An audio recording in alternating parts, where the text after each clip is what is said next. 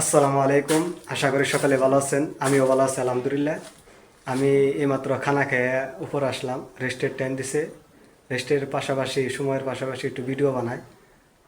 আমি কালকে দেখাইছিলাম যে আমি কি কাজ করি।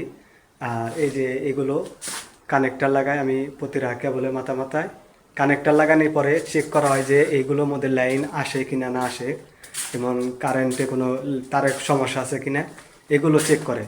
আজকে 2 ফ্লোর কাম করছি, আলহামদুলিল্লাহ অনেক কাম করছে আজকে।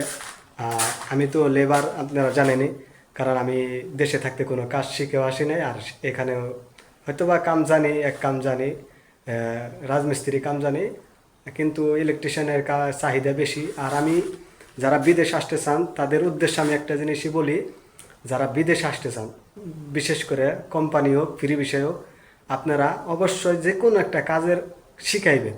যে কোনো কাজ আপনি ছোট বড় না, যে কোনো কাজ আপনি শিখাইলে বাদে আপনার জন্য বিদেশ ভালো। কারণ আপনি যদি ফ্রি বিষয়ে আসেন, আপনি যদি কাম না জানা থাকে, তাহলে আপনার রুমে বসে থাকতে হবে, কাম খুঁজতে হবে, এটা হলো অনেক প্যারা। আর আপনি যদি কোম্পানি বিষয়ে আসেন, তাহলে আপনার যদি কাম জানা থাকে, তাহলে আপনার স্যালারি অনেক হবে।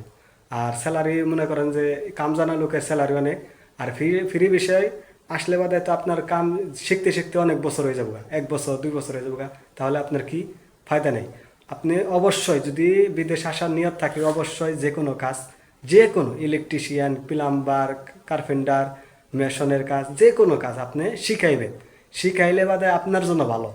কারণ এই বিদেশ বাড়িতে কেউ শিখিয়ে দিব না, আপনারে শিখতে হবে। শিখতে শিখতে দেরি হয়ে যাব, কিন্তু আপনি যদি দেশে থেকে শিখাইতে পারেন, তাহলে আপনার জন্য ভালো।